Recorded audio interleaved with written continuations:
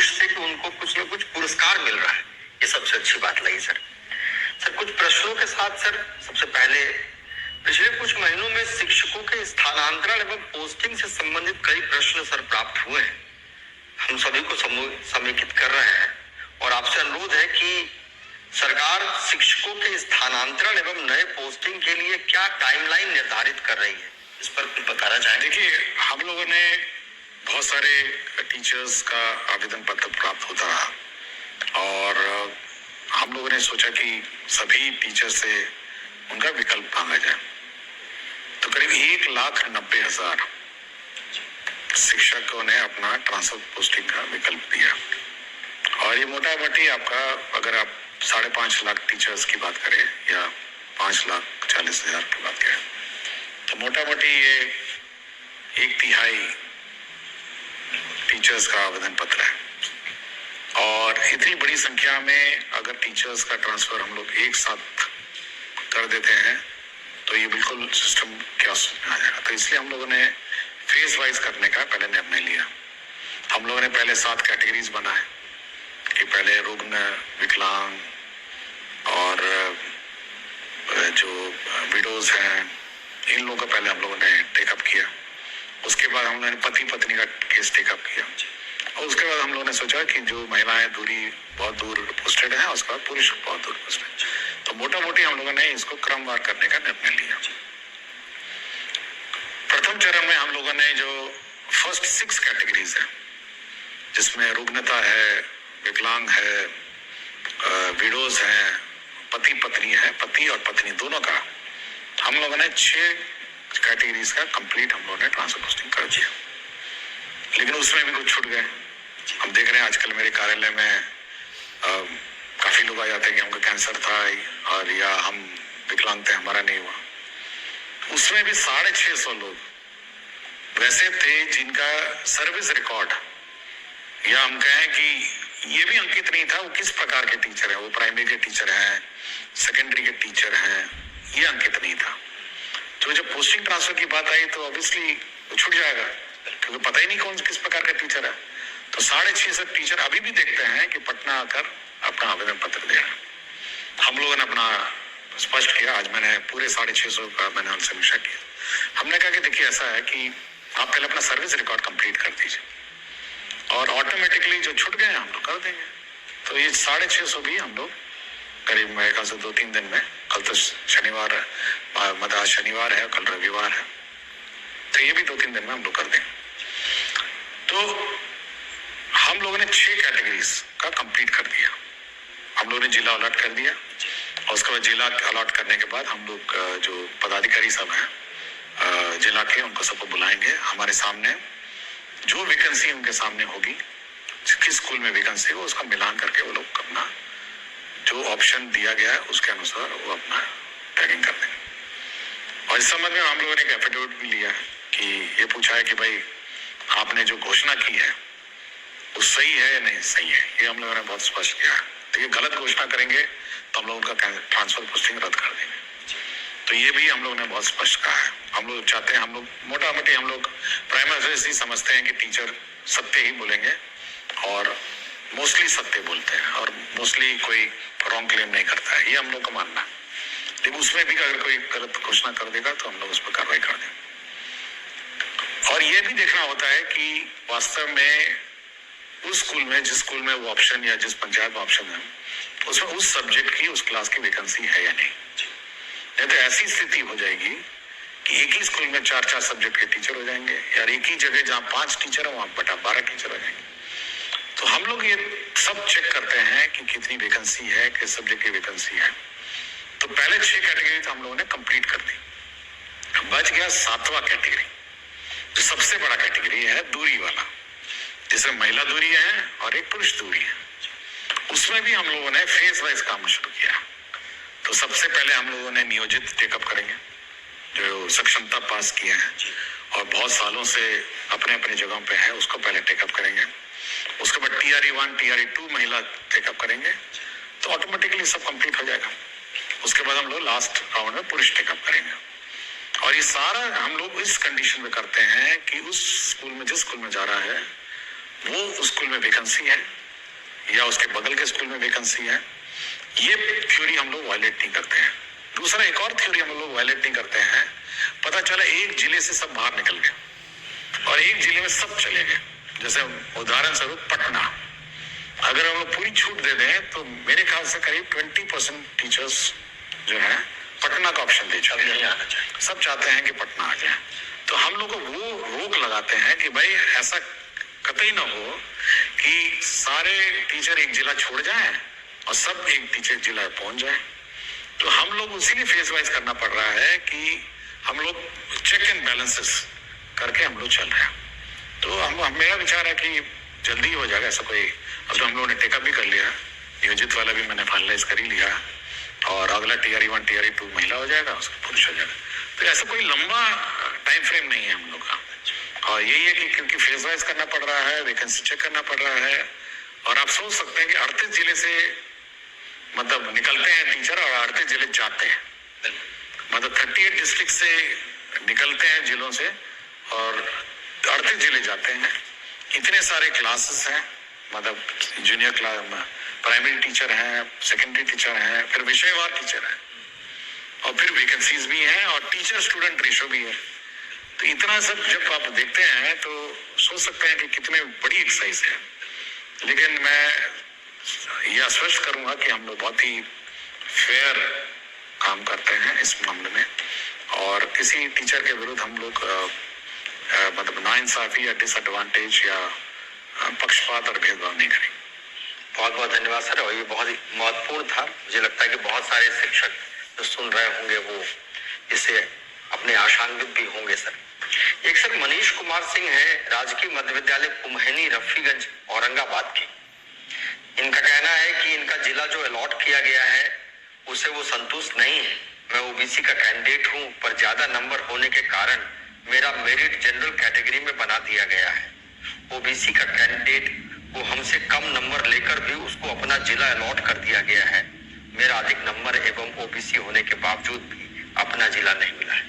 देखिए, हम लोगों ने डिटेल प्रेस रिलीज जारी किया और इसमें अगर कोई टीचर मेरिट में ऊपर आ जाता है, जनरल में आ जाता है तो उसको जनरल ट्रीट किया जाता है।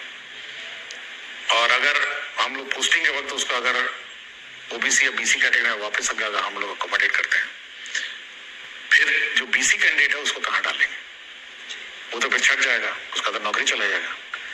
तो ये एक पॉलिसी रहती है सरकार की और बीपीएससी ने उस ओबीसी कैंडिडेट को, मैंने सुबह देखा था इसको, मैंने बहुत ध्यान से इसको केस को पढ़ा था। अगर ओबीसी कैंडिडेट का अगर जनरल में रिजल्ट बीपीएससी घोषित कर देता है तो उसको बीपीएससी घोषित रिजल्ट जो जनरल में किया है उसको जनरल ही मान के हम लोग पोस्टिंग करते हैं। अगर हम उसको ओबीसी करके वापस पोस्टिंग कर देंगे तो जो नीचे वाला ओबीसी कैंडिडेट वो छट जाएगा। तो इस संबंध में हमारे बहुत डिटेल हम लोगों ने एक प्रेस रिलीज दिया है और बहुत सारे मामलों में भी यही, न्यायालयों का भी यही स्टैंड रहा है। इसलिए मैंने पहले भी कहा है कि हम बहुत ही साइंटिफिक और बहुत ही जो नियम है, स्थापित नियम है और रूल्स है, उससे हम लोग थोड़ा सा भी भिन्नता नहीं रखते हैं। इसलिए ये जो भी टीचर्स हैं, ये मतलब जिसको भी जो डाउट है, क्योंकि ये डाउट आया था सुबह मेरे पास आया था, तो मैंने बहुत ध्यान से इसको पढ़ा। मैंने इसका बीपीएससी का मार्कशीट निकाला, बीपीएससी का अलॉटमेंट चार्ट निकाला और हमने पूरा चेक किया कि वास्तव में ये भिन्नता क्यों हो गई कि इसको ओबीसी में पोस्टिंग होना था, ये जनरल में कैसे पोस्टिंग हो गया। तो नियम ही यही है। तो नियम कानून जो स्थापित नियम कानून है उसी पर हम लोगों ने किया है। और यदि अन्यथा कोई उनके पास कोई रूल और रेगुलेशन के बारे में जानकारी है तो जानकारी दे सकते हैं, बट मेरी जानकारी में और मेरे विभाग की जानकारी में जो स्थापित नियम था उसी के अनुसार उन्होंने काम किया। श्रीमती स्मिता श्री है, माध्यमिक शिक्षिका है। इनका पूछना है कि पोस्टिंग के लिए कुछ ऐसे शिक्षक जो विकल्प का चयन नहीं कर सके थे, तो क्या उन्हें आश्वासन के अनुरूप गृह जिला मिलेगा या फिर उनका जिला आवंटन किस प्रकार से होगा? देखिए, जब हम लोग डेटा देखते हैं 1,90,000 का, कुछ लोगों का सर्विस रिकॉर्डिंग इनकम्प्लीट है, कुछ लोगों ने गलत विकल्प दिए, कुछ लोगों ने विकल्प ही नहीं दिए हैं, ये सब बहुत सारे हैं। तो अंततः तो ये कोई एक अंतिम प्रक्रिया नहीं है, ये तो कंटिन्यूअस प्रक्रिया है। जैसे हमने कहा ना कि हम लोगों ने पहले 6 कैटेगरी कंप्लीट किया, 6 कैटेगरी कंप्लीट करने के बाद जो छूट गए फिर मौका दिया, फिर हम लोगों ने चेक किया। तो ये कंटिन्यूस प्रक्रिया है। तो ये अन्यथा ना ले कि भाई अंतिम प्रक्रिया है और हम बस अब उसके बाद नहीं होगा। तो जो छूट जाएंगे तो फिर विकल्प देंगे हम लोग, या कुछ अब तो कंफ्यूजन, हमको कंफ्यूजन हो या डेटा में अपूर्ण हो, फिर मांगेंगे विकल्प। जैसे हेडमास्टर में लगी, जैसे कल हेड शिक्षक की बात है, हम लोगों ने सभी 99% लोगों को अपना चॉइस दे दिया। जो 1% बच गए हैं, फिर हम लोगों ने विकल्प मांगा। हमने जबरदस्ती किसी को नहीं भेजा कि भाई आप फिर विकल्प दे दीजिए, ये वैकेंसी है, ये रोस्टर है, ये वैकेंसी है, आप बता दीजिए, हम लोग पोस्टिंग करेंगे। हम लोग किसी टीचर को ये नहीं करना चाहते हैं कि कष्ट में नहीं रखना चाहते हैं। और आप देखेंगे कि 99% जो वो चॉइस मांगा है, 3 चॉइस मांगे थे, किसी को फर्स्ट चॉइस मिला, किसी को सेकंड चॉइस मिला, किसी को थर्ड चॉइस मिला। उसके बावजूद भी अगर किसी को समस्या है तो फिर आगे की बात है। तो ये कंटिन्यूस प्रोसेस है और ये कोई अंतिम कोई कट ऑफ नहीं है कि भाई इसके बाद हम नहीं करेंगे। एक श्रीमती स्मिता सिंह है, शिक्षिका है, रामजी चक पटना की। उनका पूछना है कि सर, हमारे राज्य में बड़ी संख्या में शिक्षकों की नियुक्ति होने के बावजूद शिक्षकों का वितरण असामान्य है। मेरे विद्यालय में कुल 9 शिक्षक हैं एवं लगभग 1000 बच्चे नामांकित हैं। तो इस परिस्थिति में सरकार शिक्षकों के समान वितरण या रैशनलाइजेशन के संबंध में कुछ विचार कर रही है। देखिए, यही इसीलिए मैं कह रहा हूँ, जब हम लोगों ने जिला अलॉट किया, अब जब शिक्षक पोस्टिंग होगी तो इस रैशनलाइजेशन के आधार पर होगी। अगर आपके यहाँ 1000 है तो 40 के हिसाब से आपका कितना होना चाहिए, उतना टीचर होना चाहिए आपका, 40 जैसा मिनिमम, हो सकता है 35 पे हो, तो मिनिमम आपका होगा। तो हम लोग बिल्कुल रैशनलाइजेशन के कर ही करेंगे। हम लोग आज भी देख रहे थे, एक स्कूल में 3 ज्योग्राफी के टीचर हैं, किसी स्कूल में मैथ्स के 2 टीचर हैं, और ऐसे भी स्कूल है जहाँ ज्योग्राफी के टीचर नहीं है, मैथ्स के टीचर नहीं है। तो हम लोग ये कोशिश करेंगे कि ये नॉर्मलाइजेशन, अब ये जो एक तो TRE 3 के तो नए टीचर आ गए, ये जितने ट्रांसफर करके जाएंगे वो भी हैं, तो अब जिले में एक पूल हो जाएगा। जो ट्रांसफर करके गए हैं, जो TRE 3 के लोग हैं, और जिले के जो अंदर हैं, वो भी तो अंदर भी है वाले भी हैं, उनका भी ट्रांसफर पोस्टिंग होना है। तो वो तो जिले के अंदर का है, वो तो इंटरनल मैटर है जिले का। तो 3 भाग में जो टीचर आ रहे हैं उनको आप रैशनलाइज करेंगे और ये सुनिश्चित करेंगे कि हर स्कूल में हर सब्जेक्ट का टीचर हो। और अगर स्कूल में शॉर्टेज होगी उस सब्जेक्ट्स की, मतलब ओवरऑल, मतलब पता चला राज्य में मैथ्स का शॉर्टेज है या ज्योग्राफी का शॉर्टेज है, फिर हम लोग स्पेसिफिक एग्जाम लिखवाएंगे। मतलब फिर हम मैथ्स के टीचर रिक्रूट करेंगे, साइंस का टीचर रिक्रूट करेंगे, और अगर पता चलेगा ज्योग्राफी के टीचर बहुत हो गए हैं तो का नहीं करेंगे। तो अब सब्जेक्ट वाइज हम लोग उसी सब्जेक्ट के टीचर का फिर हम लोग नया रिक्रूटमेंट निकालेंगे, जो TRE 4 की जिसकी बात करते रहते हैं। किंतु ये हम लोग एक बार रैशनलाइजेशन के बाद पता चल जाएगा कि कितने टीचर कितने कैटेगरी के ज्यादा हैं या कम है। बहुत अच्छा सर, ये मुझे लगता है कि वो संतुष्ट हो जाएंगी। सर, प्रारंभ में ऐसा माना जाता था कि बिहार के बच्चे सामान्यतः हम लोग मानते थे कि गणित की मूलभूत संक्रियाओं को हल करने में अन्य राज्यों की तुलना में अच्छे होते हैं, परंतु हाल में SCERT द्वारा और कई अन्य संस्थाओं के द्वारा भी समय समय पर कराए गए उपलब्धि सर्वेक्षण में यह पाया गया कि बच्चे गणित विषय की मूलभूत संक्रियाओं, जोड़ घटाव आदि की संक्रियाओं को बेहतर ढंग से नहीं कर पा रहे हैं।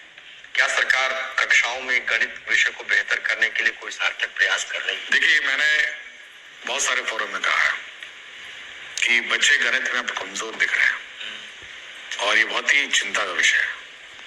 मतलब ये आर्यभट्ट की धरती है और शून्य भी यहीं पे आविष्कार हुआ था।